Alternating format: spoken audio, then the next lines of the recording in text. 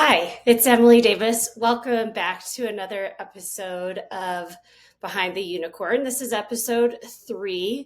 Behind the Unicorn is a podcast all about nonprofits and what you really should know about nonprofits, not what you think you know or you've heard, but really pulling back the curtain on nonprofits and talking about the real deal.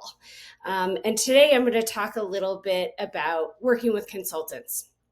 I mentioned in my last podcast, I talked about nonprofits who are just getting started or folks who want to start nonprofits coming to me for some advice. And I thought, well, let's talk a little bit about how to work with consultants, and not just in that capacity, but working with nonprofit consultants in a variety of capacities. So I'm going to talk about that a little bit today. Before I get started, I have my 2 assistants with me today. Their names are Stella and Lucy. Stella is a chocolate lab, and Lucy is a blonde German short hair pointer. They are not podcasters. They are not professionals. They may, in fact, interrupt. And, that's just part of the beauty of working from home, podcasting from home, the whole thing. Today, I just decided, let's roll with it. So we're going to roll with it. And if you hear them in the background, they just add a little spice, a little flavor to the conversation. So let me get started talking about a little bit on working with consultants, and specifically nonprofit consultants. So I have been consulting. My history is that I've been consulting almost 20 years. It'll be officially 20 years next year. I fell into consulting in graduate school. I picked different organizations to essentially write plans for, whether they were development plans or board development plans or program design and evaluation plans, marketing, you name it. And I realized as I was going along that, this is consulting. And I really like it. I love sort of teaching, and because I've worn all these different hats in nonprofits, board, staff, donor, volunteer, grant maker, founder, I feel like it's kind of a perfect marriage.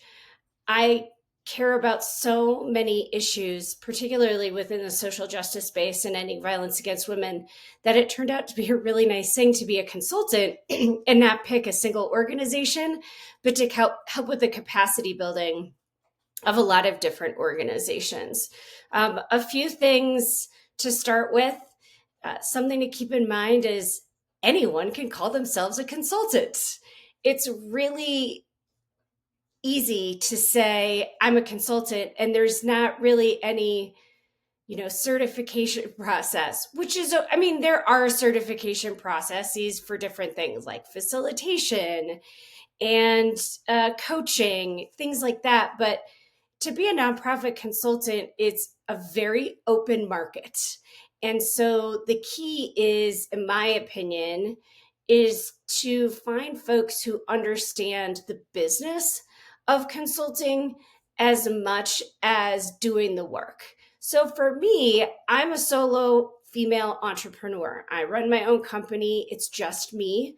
I do have an assistant from time to time who helps me with different things like editing, but I'm really responsible for, nuts to soup execution of the work that I do.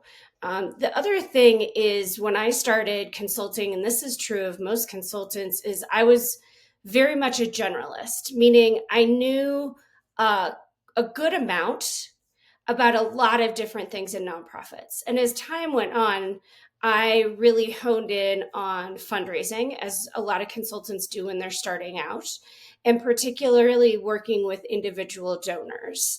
And then as I went on in consulting, the thing I really fell into that I loved was board governance, which is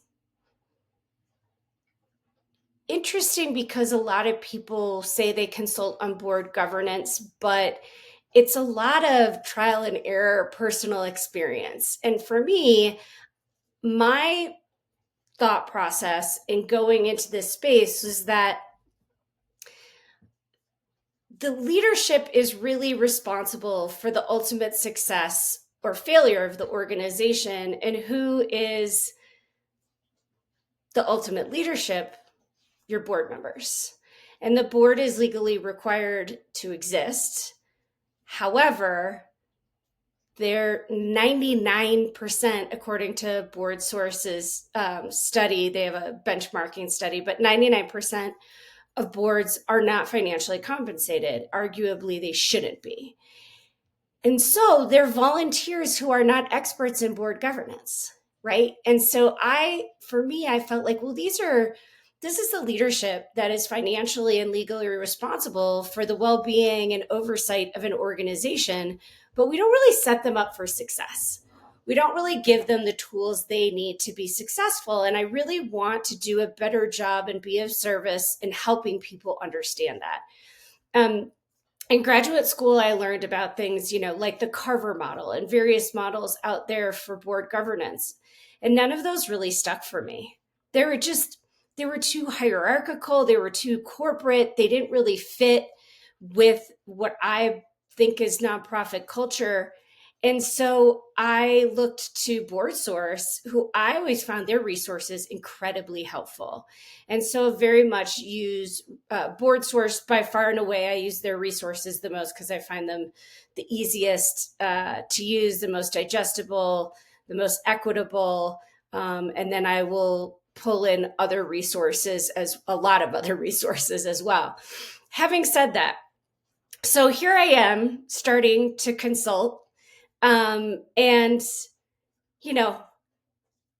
not really knowing what I was doing, but I was figuring it out, as we all do. Like if you're a sharp cookie, or if you know what questions to ask and what answers, where to look for answers, you're going to do okay. So I spent a lot of time figuring out how to run my business, what my areas of expertise were, what my ideal clients were. I hired executive coaches to help me determine what those ideal clients were. And the idea of any entrepreneurial business is that the goal is to become more efficient and to really hone your skills, hone your systems, with also being flexible and connecting with your clients. So we're not machines.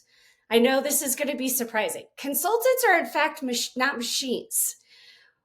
We are human beings. And so in order to prevent burnout, just like anybody else, we need to build businesses that are sustainable, which means the idea is doing less for more, honestly, over time, because we've built that experience and knowledge that we have paid for with both time and financial resources and anything else.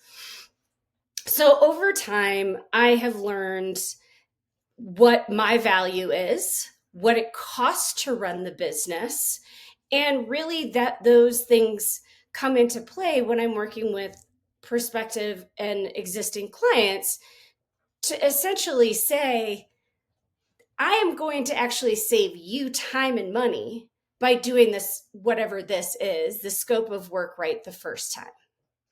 Now, I know what works well in consulting. I know what doesn't work well. And I thought it might be helpful to walk through some of those things that, as a nonprofit, you should be looking for. In future episodes, I look forward to having many other consultants on the podcast to talk about their perspective on this as well. But I thought I would start with me and share with folks what I think are really important things to start out with. So let's just start with, we want to hire a consultant. We want to work with a consultant for, let's say, strategic planning, which I'm going to have a lot to say about strategic planning in coming episodes. But consultants can offer, in these areas, we can offer topic and field specific expertise. We can offer objective perspectives on a particular project like strategic planning. Our job is an external viewpoint is to challenge the status quo and open up new opportunities for the organization. You're also, as an organization, hiring a consultant. You're going to get exposure to ideas that you may not have even been aware of. You're going to save your staff, your board, and volunteers time through the consultant's expertise, as opposed to, I mentioned this before, is this idea of sort of ready, fire, aim, as opposed to ready, aim, fire. A lot of time, while you're paying a consultant, you're actually paying to save yourselves time in the long run, avoiding mistakes that you will then have to sort of course correct. The other thing that's really great about consultants is that we provide lower cost, really short-term service that otherwise might be more expensive with a full-time staff person.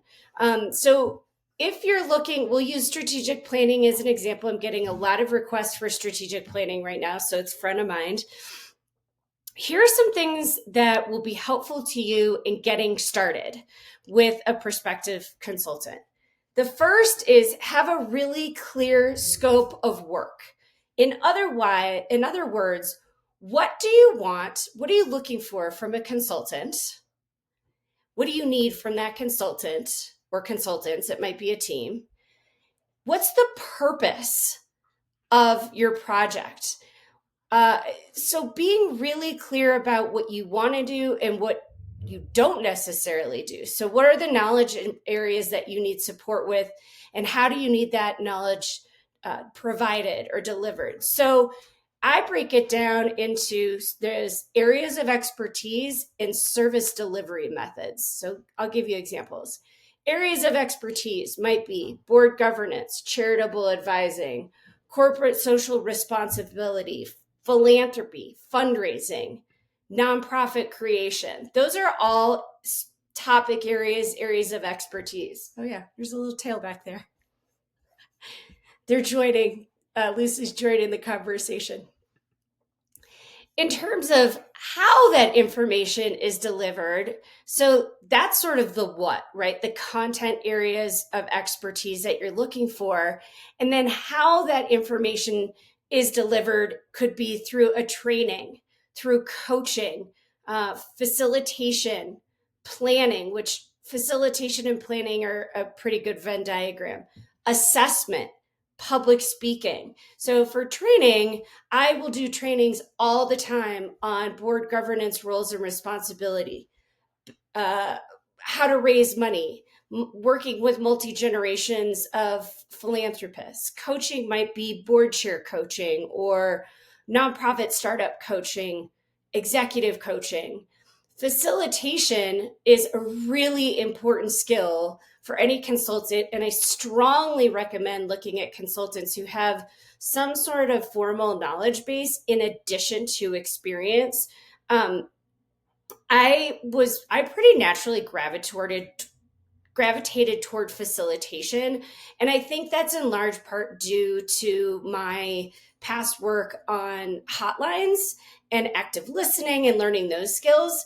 And so while I naturally gravitated towards it, formal certification processes even expanded my knowledge greater.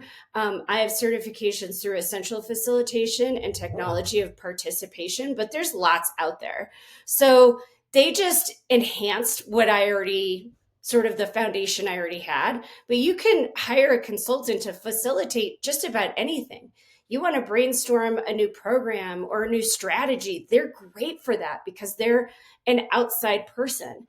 Planning includes things like strategic planning, fundraising planning, marketing plans, right? They can actually take information and put it into a document, and that planning should be a process.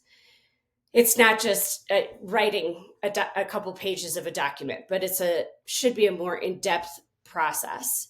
Assessments. So what are those? So for example, I do things called governance checkups, board self-assessments, CEO performance assessments, and those are often online surveys, one-on-one input calls, document audits, but I'm assessing the organization in whatever context and providing information back.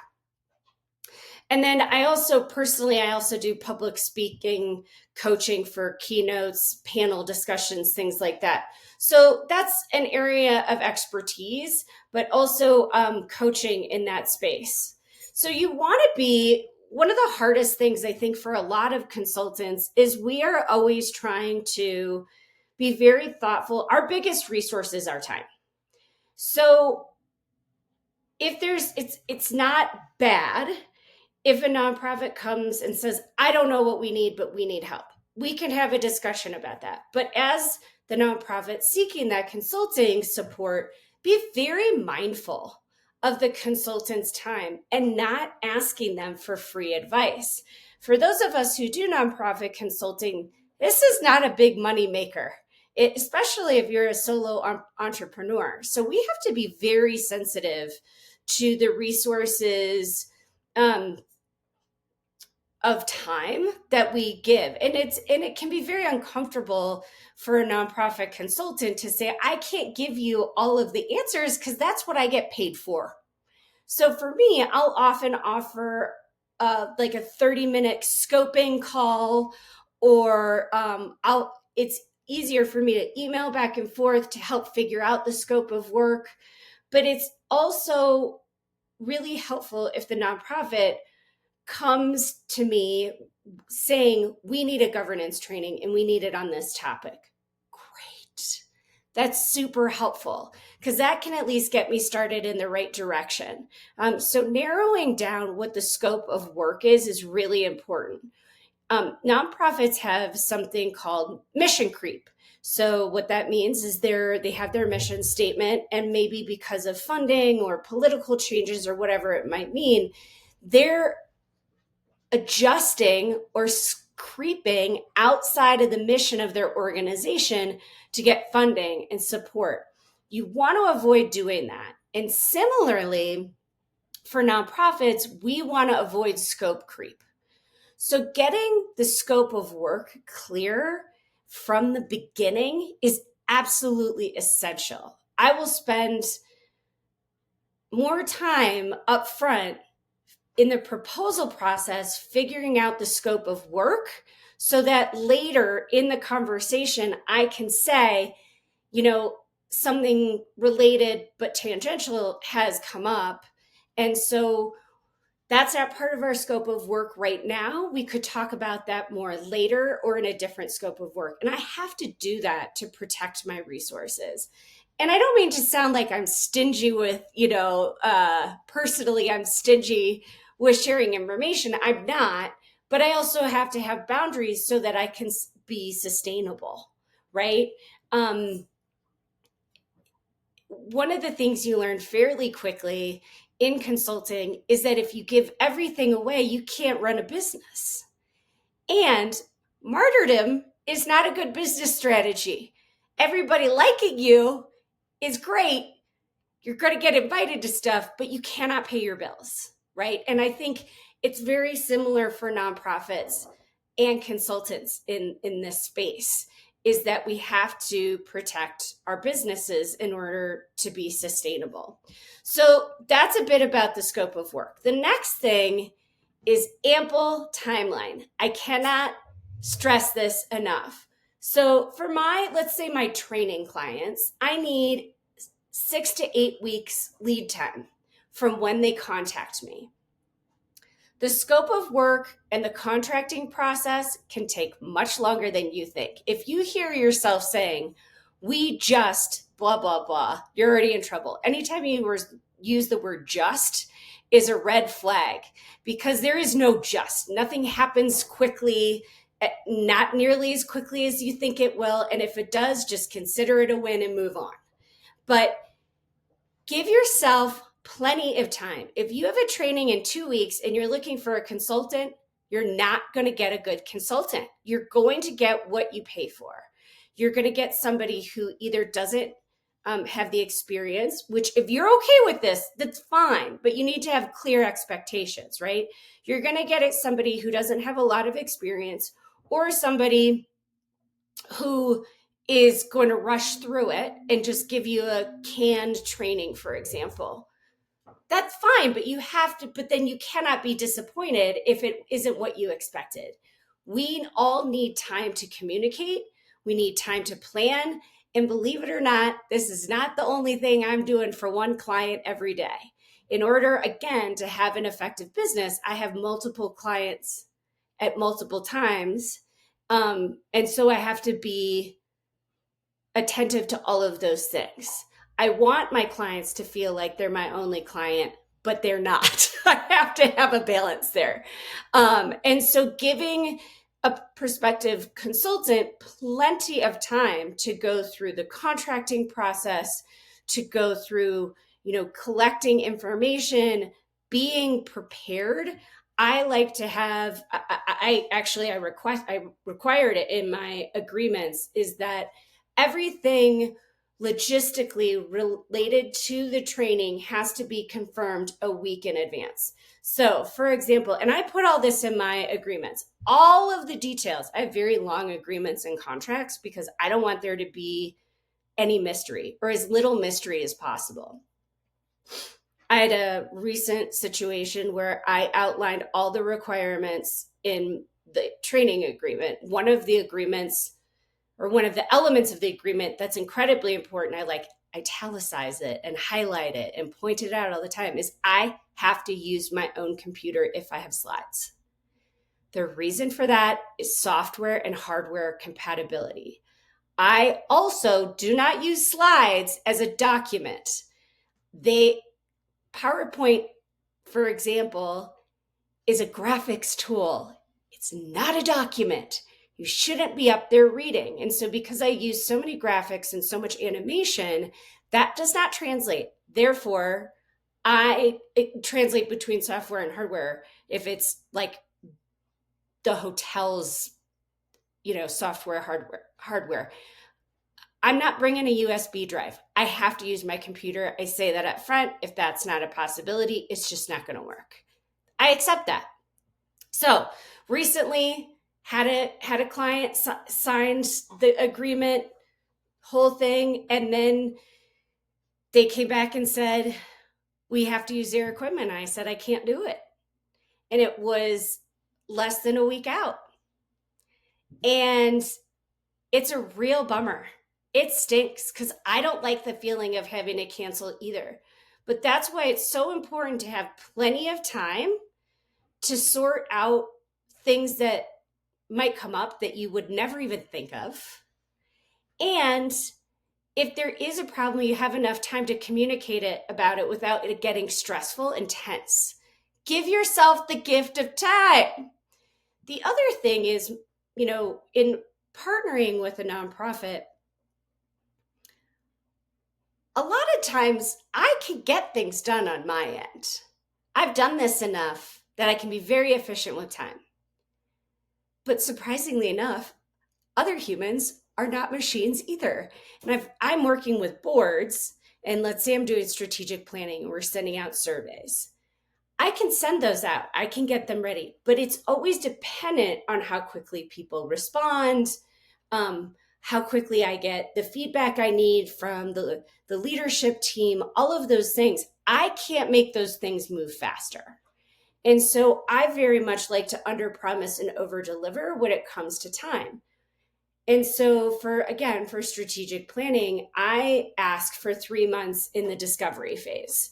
Now that is 3 months of kicking things off, collecting information from the organization that I need to even get started, designing and distributing surveys, conducting input calls, analyzing those surveys, analyzing all the documents and resources and information I've gathered, and then putting them all into a report.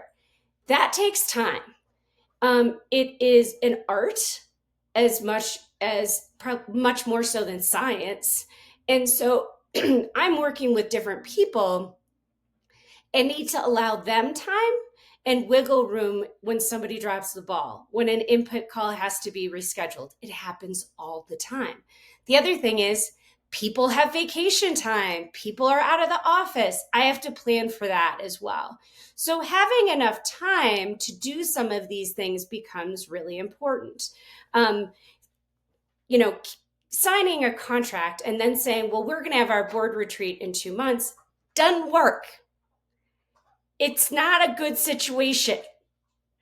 I think when thinking about things like scheduling a board retreat, whether it's for a training or a facilitation or planning, you want to include the consultant. I know this sounds obvious, but 9 times out of 10, I get somebody coming to me saying, we want to do strategic planning. We have a board retreat scheduled on this date. And I'm like, I'm not available on that date. And we miss out on a whole opportunity for all the other things because the client selected the retreat date first without identifying a consultant. I understand that sometimes the situation, but you're going to have a much better success rate if you include your consultant and consider them as part of that board retreat. And they are, if they are the facilitator. So even thinking about timing in those terms becomes super important. This whole go slow to go fast approach that I use is based off of a Japanese manufacturing term called Kanban, which has led to a lot of the agile work that you see in the world. But the idea of going slow to go fast means that we gather the data, we take our time, we set ourselves up for success so that when everything is delivered, when the work is done, people have a very thorough, robust understanding, information about the work, and they feel good about it. They feel confident. When we rush through any process, people feel that, and it doesn't feel good. And the consultant is also not set up for success. So again, I'm going to go back to the idea that consultants are people. We are not machines. We need to partner with you, and you need to have clear expectations of us and vice versa. So that also means doing what, on the nonprofit side, doing what you say you'll do and being available. Sometimes there's parts in my consulting projects where I'm like, you're not going to hear from me for a while because I'm basically going to have my nose in the books getting stuff done for you. Right. And there's times, especially in the beginning, where I'm like, here's all the information I need. We need to set up a call. We need to do these things. But I understand that whoever I'm in touch with is running a business just like I am. And so it sometimes takes time to schedule calls, to gather data, all of those things. You want to give yourself and your team that you're working with that wiggle room. Okay, so far we've talked about scope of work, we've talked about timeline. The next thing we're going to talk about is a reasonable budget. I absolutely 1,000% understand that especially the nonprofits I work with are working with very lean budgets. And there are conversations that I have with nonprofits where I very rarely does a nonprofit come to me and say, this is our budget for this service. I typically have nonprofits come to me and say, we don't know what our budget is, which makes things tough for them to have a scope. And almost very, very rarely, almost every single nonprofit I work with says, we're a small nonprofit, we don't have a big budget. I've had nonprofits who have budgets of $200,000 and budgets of $40 million say that to me. So, which gives me really nothing to work with. I also don't work on a sliding scale. My services cost what they cost. I would love to do this for free. I can't. I got bills to pay. And so as a nonprofit, you got to think about the mindset of the consultant in running a business. If they're good at what they do, it's going to cost some money.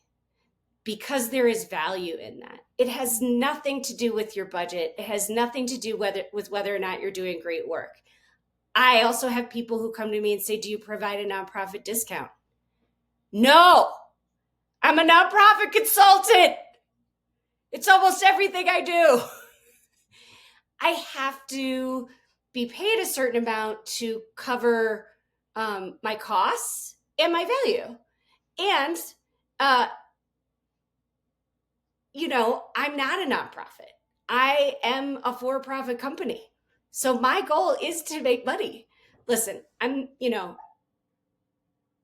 living high on the hog here, but I need to have a sustainable life. And so that's really important to know for nonprofits, is that you need to have a reasonable budget. I always recommend getting proposals from at least 3 consultants and for whatever it might be. I'll have folks. So another example in terms of what my services cost. Let's say I'm doing a 4-hour training, and it'll be, I'm just sharing numbers. Because it depends on the training, but we're just going to use numbers to make it easy. Let's say it's $3,000.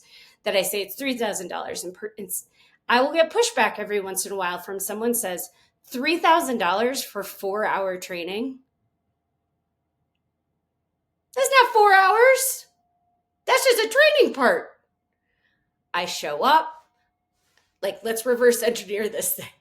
After the training, I'm following up, I'm providing resources, I'm getting you what you need. Immediately, the day of the training, I'm showing up, I'm setting up, I'm getting things ready to go. Before that, I've been developing your training. I've been talking to you. I've talked to other people. Also, I have built over almost 20 years content that continues to evolve and grow. I have worked with and hired companies to help me design PowerPoint and facilitation tools so that you have the best experience. So I'm not walking in there blind for 4 hours. No, doing this costs money. And if you're good at it, you're going to spend more money in order to be a great consultant. So you get what you pay for. If you're going to hire somebody for $500 training, just change your expectations, because they're going to do less and you might be disappointed. And that stinks, because then the other thing is that leaves bad marks on nonprofit consultants all over the place. I can't tell you how many times I've talked to folks who said, well, we hired a consultant once and it didn't go well, so we're not going to ever hire a consultant again. I'm like, did you look at your process? Did you look at who the consultant was? Ask some questions. Get curious about what could be better. I want for my clients to have a rewarding experience. And that means being really intentional, and that there's going to be a higher value because there's going to be higher quality to the work I do. So make sure that you have a good timeline, a reasonable budget. The next thing I would say is, and this is a hard one, I think it's a hard one for all of us, is to avoid magical thinking.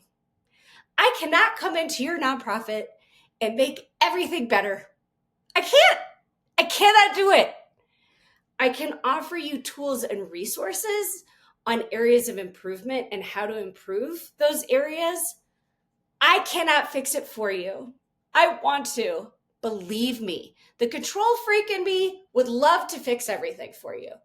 I can't. We got to do it together. And a single training or a single retreat, something like that, isn't going to wipe away all of the challenges your organization has had. It's going to be an important step, and it's up to you what you're going to do with that information and that experience after. I can deliver it, I can offer support, and it's up to you to decide what to do next.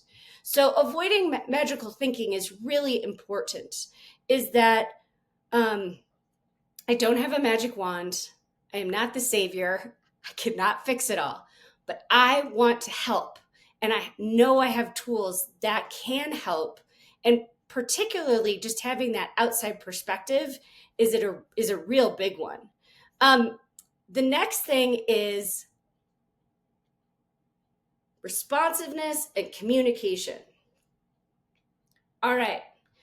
My dad used to have this saying, it was great, and it's totally true. His saying was, you don't have any problems unless you have people problems when it relates to business. It's true. As people, we're the wild card. We are the problem. People are our greatest resource in the most positive way, right? Nonprofits run on volunteers. That's how this sector is fueled. But people are not perfect. We are messy and we are difficult. And we all come to our world and our life with different experiences. So I think it's important to point out that being responsive and communicating effectively and often is really important. I try to, and this is something I've worked on over the years, is I try to provide more information than less whenever possible. There's sometimes I have to ask my clients to just trust me and trust the process, which is really hard and a little unfair. But when I can, even my friends will joke that I'm an over communicator. Like, I'll give you more information than you need because I don't want you to have to guess. If I'm working with a client on strategic planning and the CEO is going to go out of town for 2 weeks, give me enough time to know that so that I can reverse engineer my timeline and be more accommodating to what you need. If there are behind the scenes things going on, particularly within, relationships like between board members, let me know. I'm not going to go blab it to the newspaper. I just need the information so I can better help you. The real key to all of this is to not assume. Don't assume that I'm around all the time. I'm not assuming you're around waiting for me, right? Assume that I don't have all the information. Let's connect the dots together. But taking the time to communicate expectations and, looking back at like let's say you have a bunch of questions about what happens next in a facilitation. Go back to that scope of work. Take the time you need to be prepared. I want to take the time I need to be prepared because my job is to get you to help me help you, right? But I need your communication, and I will always respond as quickly as I can within the boundaries of my business, right? My work days, my work schedule. And I would assume you would do the same. So even now, in my contracts and my agreements, I actually outline the important elements of a great partnership between a nonprofit and a consultant, and I include in that respectful, efficient, timely communications. The other thing we'll get sometimes as consultants in communications is folks, clients, acting like we work for them. Well, we hired you, so now you're going to do X, Y, and Z, and sort of getting bossed around. No. I hate to burst your bubble, but I work for myself, and for a reason. Because I don't want to work for anybody else. I work with you. I work in partnership with you. But I am not your servant. And we get that a lot. And that can come through in communications. Equitable, respectful, patient communications is so important to an effective consulting partnership. I have had everything from the extreme of just being ghosted, not getting any information, to sexist comments, to demands. I had one company who did not fulfill their end of the contract. I notified them per the contract, and they threatened to sue me. You have to have, they didn't because there was nothing there, and it turned out okay. But I've seen all of these extremes, and what ultimately needed to happen at the heart of every single time there was an issue was communication. So take the time. It's worth it. It's worth it in the long run. It'll help you in the long run. And the last thing I would say, and this is probably the hardest, is trust the consultant to do their job. That's tough. Because a lot of times this is the first time you've worked with that consultant. Heck, it might be the first time you've ever worked with a consultant ever, right? So you also have to trust them. And the reason I bring that up is the thing you want to really avoid is micromanagement. It sucks. Ask anybody. No one likes to be micromanaged, and consultants don't need it either. If they're good at what they do, they know what they're doing. If they don't, they usually figure it out, to be honest. But I understand that there's going to be some level of mystery. There's going to be some control that the nonprofit client doesn't have. And it's awful. It sucks. But if you have, and I'm going back to the beginning, if you have a really clear scope of work, you've vetted the consultant, you've had conversations, you've signed that contract, you're clear on your communications and your timeline, you can take that leap, right? One thing that people will do, and this is kind of going back to the scope of work, one thing people will do all the time with me when they ask about strategic planning is they'll ask me for a sample strategic plan as part of the vetting process. I would never do that. I would never give somebody a sample strategic plan. And there's a few reasons why. One, there's no generic strategic plan that's good that you just fill in the blanks. So I'm not going to do that.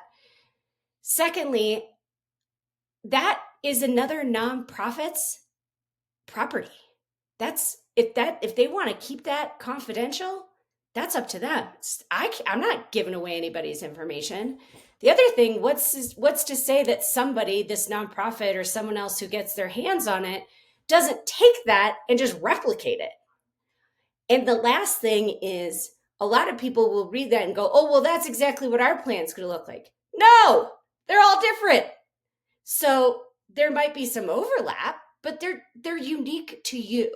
So I think it's really important when you're vetting a consultant, you want to get the information you need to feel like you can eventually trust them to do their job without violating certain boundaries, things like intellectual property or even just inappropriate information, which is why I spend so much time talking about my process.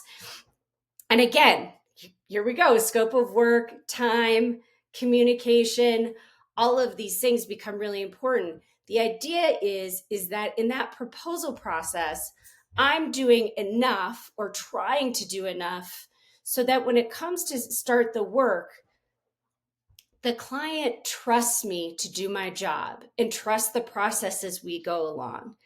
They can ask questions. We can have conversations. I've been doing this for long enough to know what works and what doesn't. I get surprised all the time, but some of the basics remain the same. So that was a lot. But in summary, some of the things that I talked about today in terms of working with a consultant, a nonprofit consultant specifically, is you want to set yourself and the consultant up for success. You set the consultant up for success, you're inherently setting yourself up for success. So that's why I say that. You want to have a clear scope of work. That often comes through in a request for proposals, which I'm going to talk about in a different episode. Some consultants love them, some hate them, but I'll talk about them. So you want to have a clear scope of work, ample timeline. Don't rush. Get it right from the beginning. Have a reasonable budget. You got to pay people what they're worth. I mean, just like in starting a nonprofit, my business does not run on unicorns and, rainbows. Have a budget. be responsive and communicate kindly, right? If you make a mistake and you have a bad day and you're upset and you are not kind to your consultant, it's okay. Apologize, reset, start the day over. Most people are very generous if you take accountability for your mistake, apologize, and move forward, right? But in general, try to avoid it. Obviously, no one likes, really, people don't like it to apologize. But communicate, be responsive to communication from the consultant. And then lastly, trust your consultant to do their job. Now, I want to wrap up, and what I would love to hear from folks in the comments, particular, is what questions you have about working with nonprofit consultants and what experiences do you have? What has happened that worked well and that maybe didn't work? I'd love to do a follow-up and just even talk about some of the things that people have shared. I'm going to do another episode too on what to think about if you want to become a nonprofit consultant, because that's a whole conversation in and of itself as well. I hope that there have been some good nuggets of information in here for you as a listener and potentially a watcher. I love talking about all things nonprofit. I hope that, we pulled back the curtain a bit on this one. And if there's something that you feel like I forgot, that you would like to hear more about, you want to share your experience, please leave a comment. Please subscribe and share this with other people. I'm doing this because I want to share information. I want to be a service to the community. And frankly, these are things I've said for 20 years. So maybe it's said imperfectly, but I'm going to say it and share it and hope that it helps somebody out there. That's it for me. I hope you have a great day. I hope you'll come back for more. Thanks for joining me for Behind the Unicorn. Bye.